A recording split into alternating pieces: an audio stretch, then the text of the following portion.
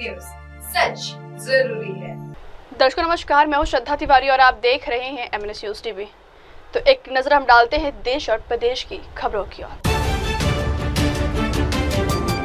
सोलापुर के एमआईडीसी इलाके में लगी भीषण आग। टीएमसी के शासनकाल में शिक्षकों पर हमले ने किया शर्मसार, बोले बीजेपी अध्यक्ष। लखनऊ के मोहन होटल के ग्राउंड फ्लोर पर किचन डिनर जम्मू कश्मीर के खास स्थानों पर तैनात होंगे पूर्व सैनिक। तो खबरें विस्तार से। सोलापुर के एमआईडीसी इलाके में लगी भीषण आग। महाराष्ट्र में सोलापुर के अक्कलकोट रोड एमआईडीसी इलाके में सेंट्रल इंडस्ट्रीज में सुबह करीब 3 बजे भीषण आग लग गई। 6 महीने के बच्चे के फंसे होने की आशंका है। गंभीर रूप से घायल 3 लोगों को बचा लिया गया है, जबकि 5-6 अन्य अभी भी फंसे हुए। बचाव कार्य जारी है। आगे की खबर लगते ही दमकल विभाग की गाड़ियां तुरंत घटनास्थल पर पहुंची हैं। दमकल विभाग पूरी मशक्कत से आग पर काबू पाने की कोशिश कर रही है। हालांकि 3 लोग आग की चपेट में आ गए हैं और उनकी जलकर मौत हो गई। इमारत में अभी कुछ लोग फंसे हैं। जानकारी के अनुसार इमारत में फैक्ट्री के मालिक और उनका परिवार फंसे हुए। फैक्ट्री में फंसे लोगों में सेंट्रल इंडस्ट्री के मालिक 78 वर्षीय उस्माना भाई मंसूरी, 23 वर्षीय शिफा मंसूरी, 24 वर्षीय अनस मंसूरी और उनके साथ एक 6 महीने का बच्चा यूसुफ मंसूरी भी शामिल। आग से बच निकले रिश्तेदारों ने दमकल विभाग पर आरोप लगाया है। रिश्तेदारों का कहना है कि दमकल विभाग की गाड़ियां समय पर नहीं पहुंची। उन्होंने ये भी आरोप लगाया कि अग्निशमन विभाग के पास आग बुझाने के लिए अत्याधुनिक उपकरण और सामान नहीं थे। हालांकि दमकल कर्मी लगातार आग बुझाने के प्रयास कर रहे हैं। महाराष्ट्र में सोलापुर के अक्कलकोट रोड एमआईडीसी इलाके में सेंट्रल इंडस्ट्रीज में सुबह करीब 3 बजे भीषण आग लग गई। 6 महीने के बच्चे के फंसे होने की आशंका है। गंभीर रूप से घायल 3 लोगों को बचा लिया गया है, जबकि 5-6 अन्य अभी भी फंसे हुए। बचाव कार्य जारी है। आगे की खबर लगते ही दमकल विभाग की गाड़ियां तुरंत घटनास्थल पर पहुंची हैं। दमकल विभाग पूरी मशक्कत से आग पर काबू पाने की कोशिश कर रही है। हालांकि 3 लोग आग की चपेट में आ गए हैं और उनकी जलकर मौत हो गई। इमारत में अभी कुछ लोग फंसे हैं। जानकारी के अनुसार इमारत में फैक्ट्री के मालिक और उनका परिवार फंसे हुए। फैक्ट्री में फंसे लोगों में सेंट्रल इंडस्ट्री के मालिक 78 वर्षीय उस्माना भाई मंसूरी, 23 वर्षीय शिफा मंसूरी, 24 वर्षीय अनस मंसूरी और उनके साथ एक 6 महीने का बच्चा यूसुफ मंसूरी भी शामिल। आग से बच निकले रिश्तेदारों ने दमकल विभाग पर आरोप लगाया है। रिश्तेदारों का कहना है कि दमकल विभाग की गाड़ियां समय पर नहीं पहुंची। उन्होंने ये भी आरोप लगाया कि अग्निशमन विभाग के पास आग बुझाने के लिए अत्याधुनिक उपकरण और सामान नहीं थे। हालांकि दमकल कर्मी लगातार आग बुझाने के प्रयास कर रहे हैं। महाराष्ट्र में सोलापुर के अक्कलकोट रोड एमआईडीसी इलाके में सेंट्रल इंडस्ट्रीज में सुबह करीब 3 बजे भीषण आग लग गई। 6 महीने के बच्चे के फंसे होने की आशंका है। गंभीर रूप से घायल 3 लोगों को बचा लिया गया है, जबकि 5-6 अन्य अभी भी फंसे हुए। बचाव कार्य जारी है।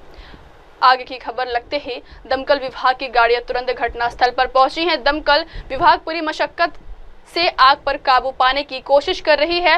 हालांकि 3 लोग आग की चपेट में आ गए हैं और उनकी जलकर मौत हो गई। इमारत में अभी कुछ लोग फंसे हैं। जानकारी के अनुसार इमारत में फैक्ट्री के मालिक और उनका परिवार फंसे हुए। फैक्ट्री में फंसे लोगों में सेंट्रल इंडस्ट्री के मालिक 78 वर्षीय उस्माना भाई मंसूरी, 23 वर्षीय शिफा मंसूरी, 24 वर्षीय अनस मंसूरी और उनके साथ एक 6 महीने का बच्चा यूसुफ मंसूरी भी शामिल। आग से बच निकले रिश्तेदारों ने दमकल विभाग पर आरोप लगाया है। रिश्तेदारों का कहना है कि दमकल विभाग की गाड़ियां समय पर नहीं पहुंची। उन्होंने ये भी आरोप लगाया कि अग्निशमन विभाग के पास आग बुझाने के लिए अत्याधुनिक उपकरण और सामान नहीं थे। हालांकि दमकल कर्मी लगातार आग बुझाने के प्रयास कर रहे हैं।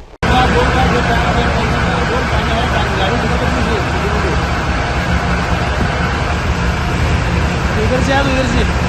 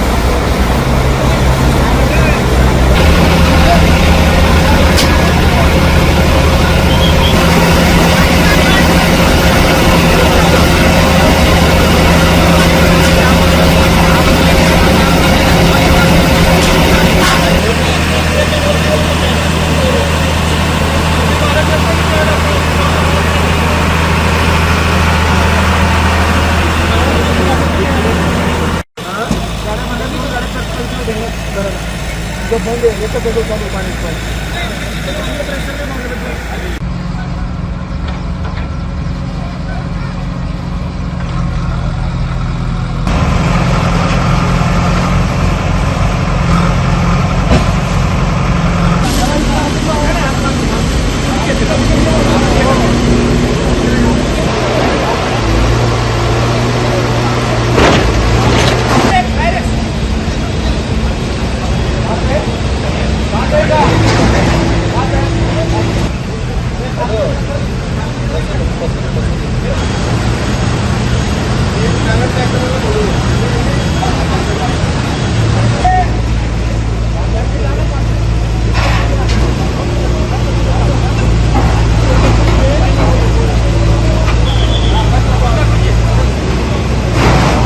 बढ़ते अगली खबर की ओर।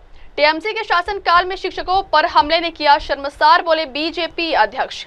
सुप्रीम कोर्ट के पिछले माह के आदेश के बाद नौकरी गंवाने वाले स्कूली शिक्षकों ने यहां साल्ट लेक में पश्चिम बंगाल शिक्षा विभाग मुख्यालय के बाहर शनिवार को तीसरे दिन भी धरना प्रदर्शन जारी रखा। शुक्रवार रात से शनिवार सुबह तक करीब 1000 शिक्षकों ने विकास भवन के बाहर शांतिपूर्ण तरीके से धरना दिया। इस दौरान कोई अप्रिय घटना ना हो, इसीलिए पुलिस कर्मियों ने दूर से निगरानी की। शिक्षक मांग कर रहे हैं कि मुख्यमंत्री ममता बनर्जी प्रदर्शन स्थल पर आए और उनसे व्यक्तिगत रूप से चर्चा करें ताकि सर्वोच्च न्यायालय के आदेश के बाद पैदा हुए गतिरोध को समाप्त किया जा सके। शिक्षकों ने 2016 स्कूल सेवा आयोग परीक्षा पास की थी, लेकिन पिछले महीने सुप्रीम कोर्ट के आदेश के बाद उन्होंने अपनी नौकरी गंवा दी। शिक्षक मांग कर रहे हैं कि राज्य सरकार उनकी सेवाओं को बहाल करने के लिए कानूनी कदम उठाए। वहीं एसएससी शिक्षकों के विरोध प्रदर्शन पर केंद्रीय मंत्री और राज्य के भाजपा अध्यक्ष ने कहा है कि टीएमसी के शासनकाल में जिस तरह के शिक्षकों पर हमला किया गया है, भारत में उन पर कभी इस तरह से हमला नहीं हुआ है। यह एक ऐसी घटना है जो पूरे शिक्षा विभाग को शर्मसार कर। सुप्रीम कोर्ट के पिछले माह के आदेश के बाद नौकरी गंवाने वाले स्कूली शिक्षकों ने यहां साल्ट लेक में पश्चिम बंगाल शिक्षा विभाग मुख्यालय के बाहर शनिवार को तीसरे दिन भी धरना प्रदर्शन जारी रखा। शुक्रवार रात से शनिवार सुबह तक करीब 1000 शिक्षकों ने विकास भवन के बाहर शांतिपूर्ण तरीके से धरना दिया। इस दौरान कोई अप्रिय घटना ना हो, इसीलिए पुलिस कर्मियों ने दूर से निगरानी की। शिक्षक मांग कर रहे हैं कि मुख्यमंत्री ममता बनर्जी प्रदर्शन स्थल पर आए और उनसे व्यक्तिगत रूप से चर्चा करें ताकि सर्वोच्च न्यायालय के आदेश के बाद पैदा हुए गतिरोध को समाप्त किया जा सके। शिक्षकों ने 2016 स्कूल सेवा आयोग परीक्षा पास की थी, लेकिन पिछले महीने सुप्रीम कोर्ट के आदेश के बाद उन्होंने अपनी नौकरी गंवा दी। शिक्षक मांग कर रहे हैं कि राज्य सरकार उनकी सेवाओं को बहाल करने के लिए कानूनी कदम उठाए। वहीं एसएससी शिक्षकों के विरोध प्रदर्शन पर केंद्रीय मंत्री और राज्य के भाजपा अध्यक्ष ने कहा है कि टीएमसी के शासनकाल में जिस तरह के शिक्षकों पर हमला किया गया है, भारत में उन पर कभी इस तरह से हमला नहीं हुआ है। यह एक ऐसी घटना है जो पूरे शिक्षा विभाग को शर्मसार कर। सुप्रीम कोर्ट के पिछले माह के आदेश के बाद नौकरी गंवाने वाले स्कूली शिक्षकों ने यहां साल्ट लेक में पश्चिम बंगाल शिक्षा विभाग मुख्यालय के बाहर शनिवार को तीसरे दिन भी धरना प्रदर्शन जारी रखा। शुक्रवार रात से शनिवार सुबह तक करीब 1000 शिक्षकों ने विकास भवन के बाहर शांतिपूर्ण तरीके से धरना दिया। इस दौरान कोई अप्रिय घटना ना हो, इसीलिए पुलिस कर्मियों ने दूर से निगरानी की। शिक्षक मांग कर रहे हैं कि मुख्यमंत्री ममता बनर्जी प्रदर्शन स्थल पर आए और उनसे व्यक्तिगत रूप से चर्चा करें ताकि सर्वोच्च न्यायालय के आदेश के बाद पैदा हुए गतिरोध को समाप्त किया जा सके। शिक्षकों ने 2016 स्कूल सेवा आयोग परीक्षा पास की थी, लेकिन पिछले महीने सुप्रीम कोर्ट के आदेश के बाद उन्होंने अपनी नौकरी गंवा दी। शिक्षक मांग कर रहे हैं कि राज्य सरकार उनकी सेवाओं को बहाल करने के लिए कानूनी कदम उठाए। वहीं एसएससी शिक्षकों के विरोध प्रदर्शन पर केंद्रीय मंत्री और राज्य के भाजपा अध्यक्ष ने कहा है कि टीएमसी के शासनकाल में जिस तरह के शिक्षकों पर हमला किया गया है, भारत में उन पर कभी इस तरह से हमला नहीं हुआ है। यह एक ऐसी घटना है जो पूरे शिक्षा विभाग को शर्मसार करती है। बोल रहे हैं, क्या बोलना चाहेंगे? देखिए, टीएमसी के समय में जिस तरीके टीचर के ऊपर हमला हुआ है, इस तरीके का हमला भारतवर्ष के इतिहास में कभी भी शिक्षकों के ऊपर कभी नहीं हुआ है और ये भारत के शिक्षा व्यवस्था को शर्मसार कर देने वाली घटना है। और जिस तरीके से सव्यसाची दत्त से लेकर उनके गुंडे जिस तरीके के टीचरों के ऊपर कूद पड़े थे, ये भारत के शिक्षा व्यवस्था के ऊपर बहुत बड़ा प्रहार है। असाउद्दीन ओवैसी ने कहा है जो पाकिस्तान के साथ अमेरिका का 10 बिलियन का बिजनेस है और इंडिया का 150 का बिलियन है, जो कुछ भी हो रहा है तो अमेरिका को इंडिया बोलेगा तो बिजनेस बंद करने के लिए तो समय आएगा, जो जो करना होगा मोदी जी करेंगे, आप चिंता मत करिए और ओबीसी से आपको चिंता मत करने दें। सर, फिराद हाकिम ने बोला है जो टीचर्स लोग आंदोलन कर रहे हैं वो लोग टीवी में मुंह दिखाने के लिए वो आंदोलन कर रहे हैं। देखिए, फिराद हाकिम साहब को ऐसे ही बोलेंगे ना, उनको तो कभी परिश्रम करके नौकरी नहीं मिली और दूसरे के वजह से नौकरी भी चली नहीं गई। तृणमूल कांग्रेस फिराद हाकिम साहब चोरी किए हैं, उनके लोग चोरी किए हैं, इसलिए उनको उनका टीचर लोगों का नौकरी चला गया। खुद के दोस्त से ज्यादा तो अलग बात है। तो दीदी के लोग चोरी करेंगे, फिराद हाकिम के साहब के लोग चोरी करेंगे और दूसरों का नौकरी चला जाएगा तो फिराद हाकिम साहब को तो नाटक ही लगेगा। अब बढ़ते अगली खबर की ओर। लखनऊ के मोहन होटल ग्राउंड फ्लोर पर किचन में लगी आग। चारबाग स्थित मोहन होटल में शनिवार रात करीब 12 बजे किचन में आग लग गई। देखते ही देखते धुआं पूरे होटल में भर गया। दमकल कर्मियों ने होटल में फंसे 30 लोगों को सकुशल निकाला है। दमकल की 5 गाड़ियों की मदद से आग पर काबू पा लिया गया। एसीपी हजरतगंज विकास जायसवाल ने बताया है कि हजरतगंज के न्यू बेरी रोड निवासी अनिल कुमार अग्रवाल का मोहन होटल है। रात करीब 12 बजे बेसमेंट में बने किचन में आग लगे, लपटें भड़क उठी और पूरे होटल में धुआं भर गया। कमरों में ठहरे लोग जान बचाकर भागने लगे हैं। सीएफओ मंगेश कुमार के अनुसार घटना के वक्त होटल के 17 कमरों में लोग मौजूद थे। हादसे के वक्त चारबाग युवा व्यापार मंडल के अध्यक्ष रंजीत सिंह, दुआ, मोनू सिंह और अन्य कई लोग मदद के लिए पहुंच गए थे। धुआं निकालने के लिए दमकल कर्मियों ने होटल में लगे कांच को तोड़ा। बाहर खड़े जसविंदर सिंह के हाथ में कांच घुस गया है। पुलिस ने फौरन उन्हें सिविल अस्पताल में भर्ती कराया। पुलिस व दमकल के लोगों ने बताया कि ऐसा लग रहा है कि किचन में गैस रिसाव से आग लगी थी। सही वजह का पता जांच के बाद ही चल सकेगा। सीएफओ का कहना है कि होटल के मानक पूरे थे या नहीं, इसकी जांच की जाएगी। चारबाग स्थित मोहन होटल में शनिवार रात करीब 12 बजे किचन में आग लग गई। देखते ही देखते धुआं पूरे होटल में भर गया। दमकल कर्मियों ने होटल में फंसे 30 लोगों को सकुशल निकाला है। दमकल की 5 गाड़ियों की मदद से आग पर काबू पा लिया गया। एसीपी हजरतगंज विकास जायसवाल ने बताया है कि हजरतगंज के न्यू बेरी रोड निवासी अनिल कुमार अग्रवाल का मोहन होटल है। रात करीब 12 बजे बेसमेंट में बने किचन में आग लगे, लपटें भड़क उठी और पूरे होटल में धुआं भर गया। कमरों में ठहरे लोग जान बचाकर भागने लगे हैं। सीएफओ मंगेश कुमार के अनुसार घटना के वक्त होटल के 17 कमरों में लोग मौजूद थे। हादसे के वक्त चारबाग युवा व्यापार मंडल के अध्यक्ष रंजीत सिंह, दुआ, मोनू सिंह और अन्य कई लोग मदद के लिए पहुंच गए थे। धुआं निकालने के लिए दमकल कर्मियों ने होटल में लगे कांच को तोड़ा। बाहर खड़े जसविंदर सिंह के हाथ में कांच घुस गया है। पुलिस ने फौरन उन्हें सिविल अस्पताल में भर्ती कराया। पुलिस व दमकल के लोगों ने बताया कि ऐसा लग रहा है कि किचन में गैस रिसाव से आग लगी थी। सही वजह का पता जांच के बाद ही चल सकेगा। सीएफओ का कहना है कि होटल के मानक पूरे थे या नहीं, इसकी जांच की जाएगी। चारबाग स्थित मोहन होटल में शनिवार रात करीब 12 बजे किचन में आग लग गई। देखते ही देखते धुआं पूरे होटल में भर गया। दमकल कर्मियों ने होटल में फंसे 30 लोगों को सकुशल निकाला है। दमकल की 5 गाड़ियों की मदद से आग पर काबू पा लिया गया। एसीपी हजरतगंज विकास जायसवाल ने बताया है कि हजरतगंज के न्यू बेरी रोड निवासी अनिल कुमार अग्रवाल का मोहन होटल है। रात करीब 12 बजे बेसमेंट में बने किचन में आग लगे, लपटें भड़क उठी और पूरे होटल में धुआं भर गया। कमरों में ठहरे लोग जान बचाकर भागने लगे हैं। सीएफओ मंगेश कुमार के अनुसार घटना के वक्त होटल के 17 कमरों में लोग मौजूद थे। हादसे के वक्त चारबाग युवा व्यापार मंडल के अध्यक्ष रंजीत सिंह, दुआ, मोनू सिंह और अन्य कई लोग मदद के लिए पहुंच गए थे। धुआं निकालने के लिए दमकल कर्मियों ने होटल में लगे कांच को तोड़ा। बाहर खड़े जसविंदर सिंह के हाथ में कांच घुस गया है। पुलिस ने फौरन उन्हें सिविल अस्पताल में भर्ती कराया। पुलिस व दमकल के लोगों ने बताया कि ऐसा लग रहा है कि किचन में गैस रिसाव से आग लगी थी। सही वजह का पता जांच के बाद ही चल सकेगा। सीएफओ का कहना है कि होटल के मानक पूरे थे या नहीं, इसकी जांच की जाएगी। आग लगी थी, इसमें क्या डिटेल्स है? ये होटल मोहन है, उसमें लगभग 12 बजे की घटना है जो हमें प्राप्त हुई है। तो यहाँ के हमने देखा तो जो है रसोई में आग लगी थी ग्राउंड फ्लोर पर। टोटल 17 कमरे इनके ऑक्यूपाइड थे। 17 कमरों में टोटल 30 लोग थे। सभी लोगों को बाहर सब से निकाल लिया गया है। कोई जनहानि नहीं है। आग पूरी तरह बुझा ली गई है। तो आग लगने का कारण क्या है?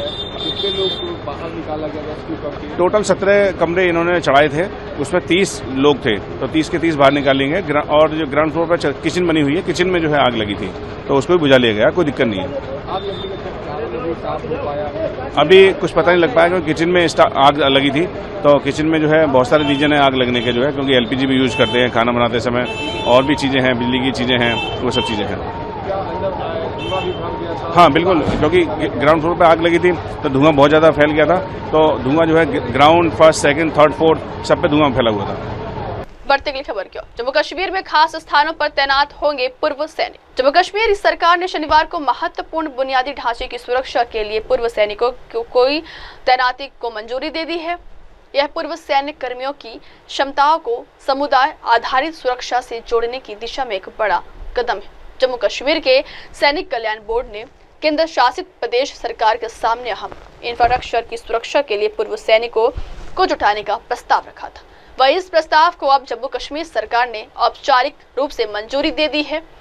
इससे दिग्गजों और नागरिकों अधिकारियों के बीच एक अद्वितीय सहयोग के लिए मंच तैयार हो गया है। इस योजना के अनुसार 4000 पूर्व सैनिक स्वयंसेवकों की पहचान की गई है। इनमें से 435 व्यक्तियों के पास लाइसेंसी व्यक्तिगत हथियार हैं, जो स्थानीय सुरक्षा स्थिति का प्रभावी ढंग से जवाब देने में अहम रोल निभाएं। इन पूर्व सैनिक स्वयंसेवकों को जम्मू कश्मीर के सभी 20 जिलों में बिजली स्टेशनों, पुलों, सरकारी प्रतिष्ठानों और अन्य संवेदनशील बिंदुओं सहित महत्वपूर्ण बुनियादी ढांचे की सुरक्षा में तैनात किया जाएगा। इससे पहले यह पहल कोविड-19 महामारी के दौरान भी किया गया था, जो काफी सफल रहा था। जम्मू कश्मीर सरकार ने शनिवार को महत्वपूर्ण बुनियादी ढांचे की सुरक्षा के लिए पूर्व सैनिकों को तैनाती को मंजूरी दे दी है। यह पूर्व सैनिक कर्मियों की क्षमताओं को समुदाय आधारित सुरक्षा से जोड़ने की दिशा में एक बड़ा कदम है। जम्मू कश्मीर के सैनिक कल्याण बोर्ड ने केंद्र शासित प्रदेश सरकार के सामने अहम इंफ्रास्ट्रक्चर की सुरक्षा के लिए पूर्व सैनिकों को जुटाने का प्रस्ताव रखा था। वही इस प्रस्ताव को अब जम्मू कश्मीर सरकार ने औपचारिक रूप से मंजूरी दे दी है। इससे दिग्गजों और नागरिकों अधिकारियों के बीच एक अद्वितीय सहयोग के लिए मंच तैयार हो गया है। इस योजना के अनुसार 4000 पूर्व सैनिक स्वयंसेवकों की पहचान की गई है। इनमें से 435 व्यक्तियों के पास लाइसेंसी व्यक्तिगत हथियार हैं, जो स्थानीय सुरक्षा स्थिति का प्रभावी ढंग से जवाब देने में अहम रोल निभाएं। इन पूर्व सैनिक स्वयंसेवकों को जम्मू कश्मीर के सभी 20 जिलों में बिजली स्टेशनों, पुलों, सरकारी प्रतिष्ठानों और अन्य संवेदनशील बिंदुओं सहित महत्वपूर्ण बुनियादी ढांचे की सुरक्षा में तैनात किया जाएगा। इससे पहले यह पहल कोविड-19 महामारी के दौरान भी किया गया था, जो काफी सफल रहा था। जम्मू कश्मीर सरकार ने शनिवार को महत्वपूर्ण बुनियादी ढांचे की सुरक्षा के लिए पूर्व सैनिकों को तैनाती को मंजूरी दे दी है। यह पूर्व सैनिक कर्मियों की क्षमताओं को समुदाय आधारित सुरक्षा से जोड़ने की दिशा में एक बड़ा कदम है। जम्मू कश्मीर के सैनिक कल्याण बोर्ड ने केंद्र शासित प्रदेश सरकार के सामने अहम इंफ्रास्ट्रक्चर की सुरक्षा के लिए पूर्व सैनिकों को जुटाने का प्रस्ताव रखा था। वही इस प्रस्ताव को अब जम्मू कश्मीर सरकार ने औपचारिक रूप से मंजूरी दे दी है।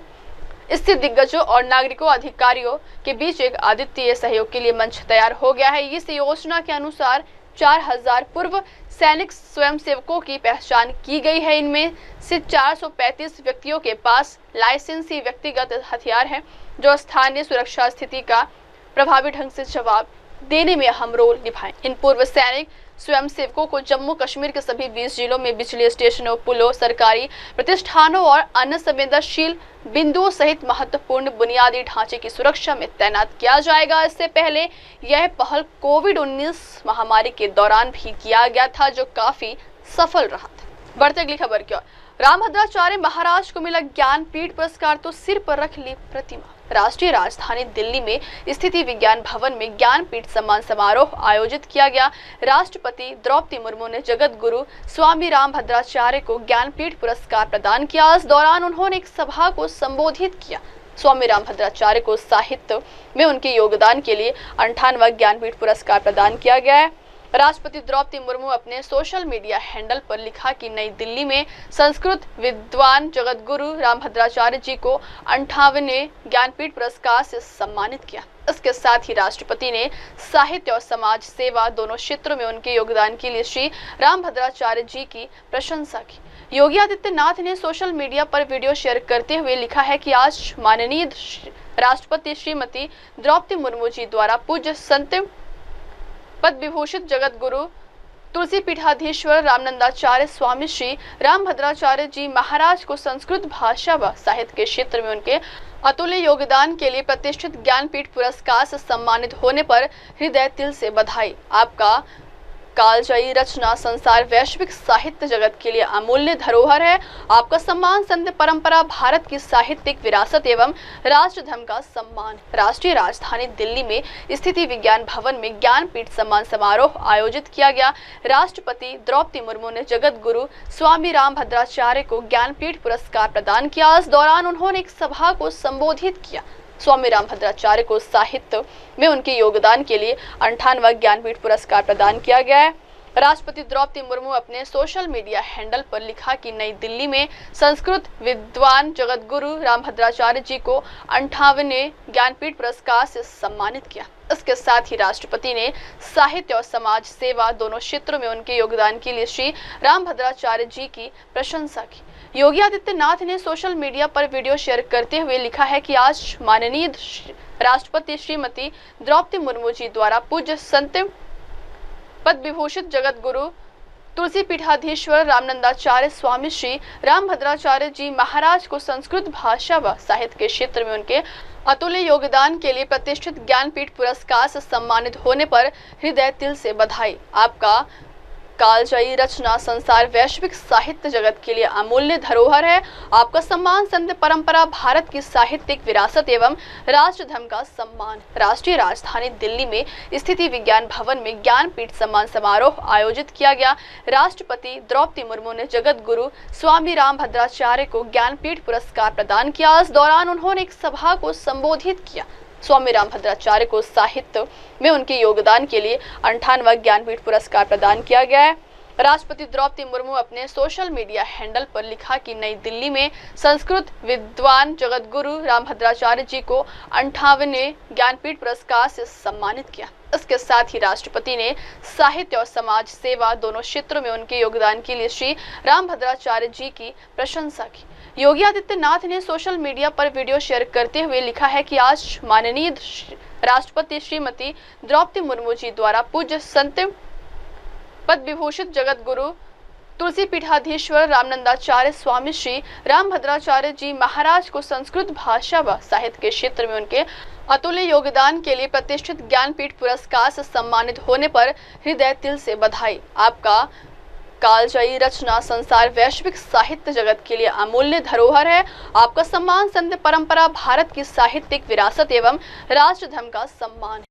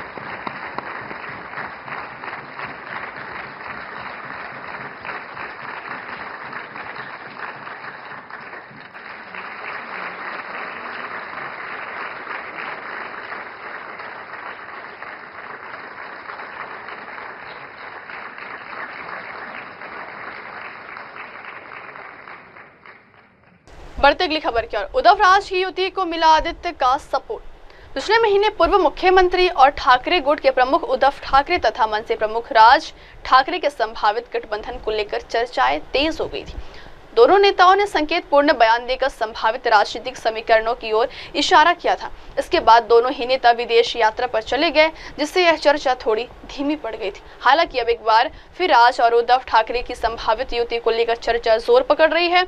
शिवसेना के सांसद संजय राउत ने इस संबंध में कहा है कि हम सकारात्मक। इसी पृष्ठभूमि में अब पूर्व मंत्री और ठाकरे गुट के विधायक आदित्य ठाकरे ने भी राज ठाकरे के साथ संभावित युति पर कहा है कि महाराष्ट्र के हित में जो भी साफ दिल के साथ आना चाहता है, हम उसे साथ लेंगे। आदित्य ठाकरे ने यह भी कहा है कि मैं किसी एक पार्टी के बारे में नहीं बोल रहा हूं। उनके इस वक्तव्य से यह संकेत मिल रहे हैं कि वे अपने चाचा राज ठाकरे के साथ युति को लेकर सकारात्मक भूमिका निभा रहे हैं। पिछले महीने पूर्व मुख्यमंत्री और ठाकरे गुट के प्रमुख उद्धव ठाकरे तथा मनसे प्रमुख राज ठाकरे के संभावित गठबंधन को लेकर चर्चाएं तेज हो गई थी। दोनों नेताओं ने संकेतपूर्ण बयान देकर संभावित राजनीतिक समीकरणों की ओर इशारा किया था। इसके बाद दोनों ही नेता विदेश यात्रा पर चले गए, जिससे यह चर्चा थोड़ी धीमी पड़ गई थी। हालांकि अब एक बार फिर राज और उद्धव ठाकरे की संभावित युति को लेकर चर्चा जोर पकड़ रही है। शिवसेना के सांसद संजय राउत ने इस संबंध में कहा है कि हम सकारात्मक। इसी पृष्ठभूमि में अब पूर्व मंत्री और ठाकरे गुट के विधायक आदित्य ठाकरे ने भी राज ठाकरे के साथ संभावित युति पर कहा है कि महाराष्ट्र के हित में जो भी साफ दिल के साथ आना चाहता है, हम उसे साथ लेंगे। आदित्य ठाकरे ने यह भी कहा है कि मैं किसी एक पार्टी के बारे में नहीं बोल रहा हूं। उनके इस वक्तव्य से यह संकेत मिल रहे हैं कि वे अपने चाचा राज ठाकरे के साथ युति को लेकर सकारात्मक भूमिका निभा रहे हैं। पिछले महीने पूर्व मुख्यमंत्री और ठाकरे गुट के प्रमुख उद्धव ठाकरे तथा मनसे प्रमुख राज ठाकरे के संभावित गठबंधन को लेकर चर्चाएं तेज हो गई थी। दोनों नेताओं ने संकेतपूर्ण बयान देकर संभावित राजनीतिक समीकरणों की ओर इशारा किया था। इसके बाद दोनों ही नेता विदेश यात्रा पर चले गए, जिससे यह चर्चा थोड़ी धीमी पड़ गई थी। हालांकि अब एक बार फिर राज और उद्धव ठाकरे की संभावित युति को लेकर चर्चा जोर पकड़ रही है। शिवसेना के सांसद संजय राउत ने इस संबंध में कहा है कि हम सकारात्मक। इसी पृष्ठभूमि में अब पूर्व मंत्री और ठाकरे गुट के विधायक आदित्य ठाकरे ने भी राज ठाकरे के साथ संभावित युति पर कहा है कि महाराष्ट्र के हित में जो भी साफ दिल के साथ आना चाहता है, हम उसे साथ लेंगे। आदित्य ठाकरे ने यह भी कहा है कि मैं किसी एक पार्टी के बारे में नहीं बोल रहा हूं। उनके इस वक्तव्य से यह संकेत मिल रहे हैं कि वे अपने चाचा राज ठाकरे के साथ युति को लेकर सकारात्मक भूमिका निभा रहे हैं। अब वक्त हो चला दर्शकों ब्रेक का। ब्रेक के बाद की खबरें मेरी सहयोगी मीनल के साथ। तब तक के लिए देखते रहिए देश और दुनिया की तमाम बड़ी खबरें। धन्यवाद। नमस्कार, मैं हूं Abhishek Bachchan. Keep watching MNS news. आप देख रहे हैं MNS न्यूज, सच जरूरी।